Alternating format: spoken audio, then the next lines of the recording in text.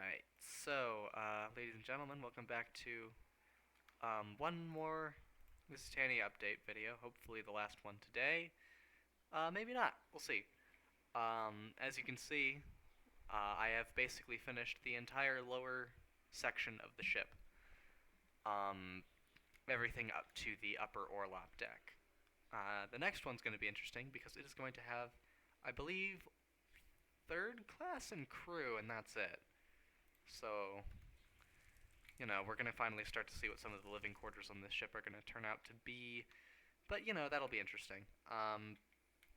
Let's see what we're looking at just in terms of, like, interior and new stuff. So I guess first we're going to go over, like, actually the old stuff and kind of see how that's changed. Obviously the walls are a lot taller. Things are starting to fit into place a bit more. Actually, some of them are coming out to look a bit small. But it's fine. Here we have the after cargo hold. The forward cargo hold is over here. I believe it is these four. But yeah, here's the forward cargo hold.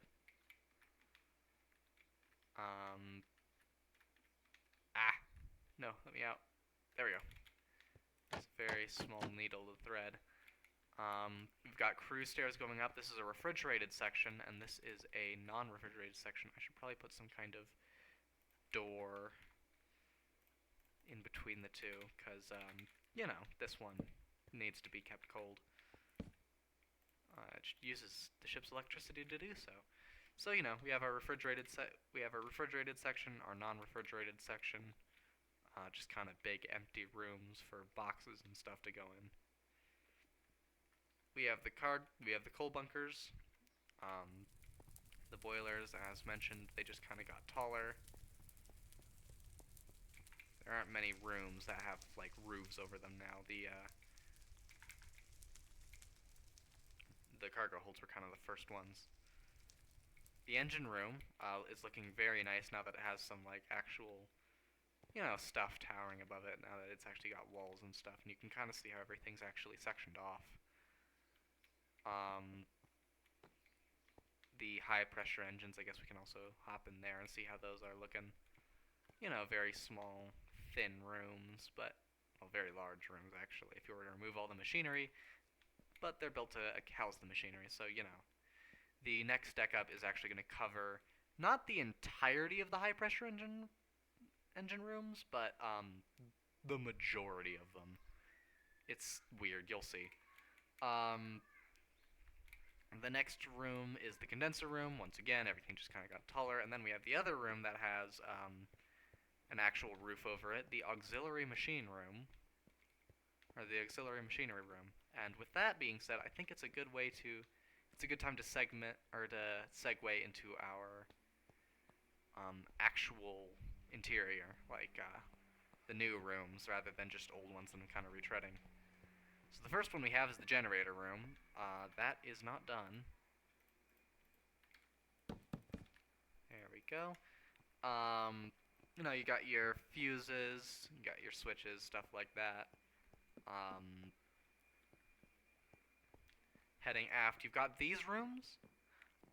Again, I'm using the cutaway model of the Lusitania that's on the Queen Mary, and I'll link to that. I have no idea what those rooms are supposed to be because the deck plans that I am using do not have the orlop or lower orlop decks, so I am basically entirely relying on the model for those. Which is great because they also disagree in other ways that makes everything really fun to build. But we'll get to that. So we have these weird kind of void spaces. Then we have the steering gear. Again, I used the model on the Queen Mary, and it is a very complicated model that at this scale is basically impossible to recreate in Minecraft, so I did my best. At least impossible with the tricks I know how to use, so... Like, I'm sure there's some magic you can pull with, like... I don't know. This is kind of the auxiliary steering room. It's all the way down here in, like, the very bottom of the ship. And there's a long way to go up before we kind of hit where that caps off. But, And that's it, actually. I guess this was just one I wanted to do, because it's the first one to have, roofs over things. and feel like it was encompassing a decent amount of the ship. And we are also saying goodbye to the lower, like the red part of the ship. And I actually just noticed something I haven't been doing, um, which I will get to now.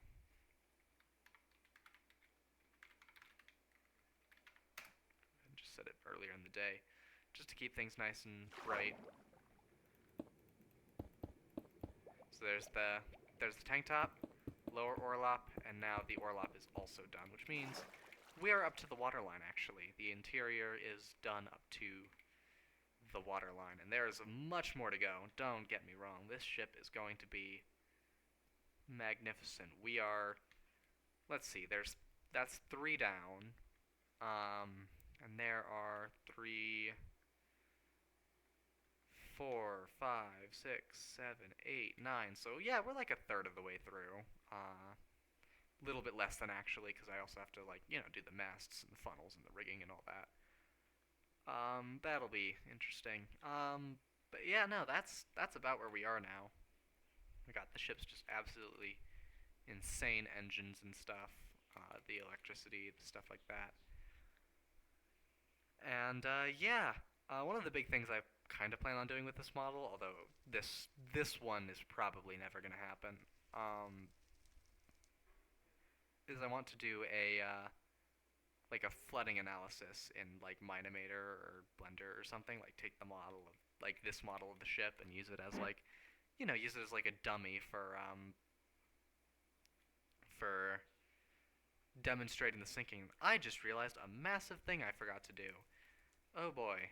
Thankfully, this is the last deck to have not only these coal bunkers, but also to have these weird side compartments. Which, it is funny. Like longitudinal bulkheads, that's the word I'm looking for. Or at least the pronunciation I'm looking for.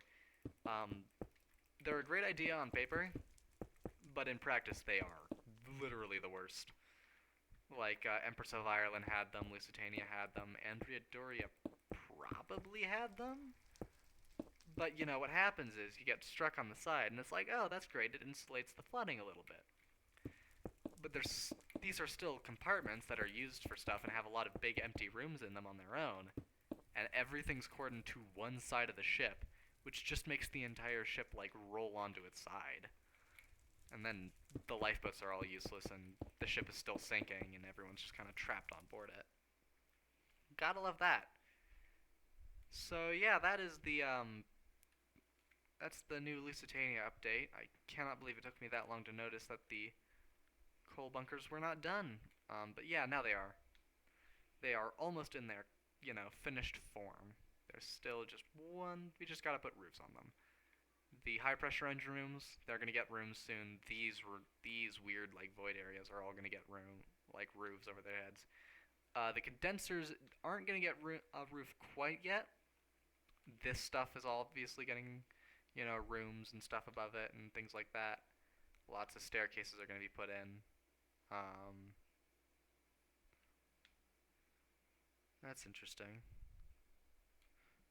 That's something I'll need to keep in mind. I just noticed something on the plans that is gonna kind of mess with how. Actually, that seems to kind of go. Whatever. This is all, stuff I'm gonna figure out.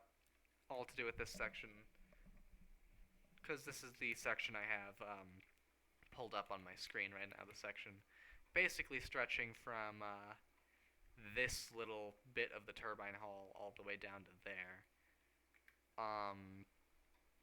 I don't know, like, okay, so over boiler rooms 1 and 2, actually no, it's just over boiler room 2, there is a very bizarre, like, void space, and I have no idea what I'm going to put there.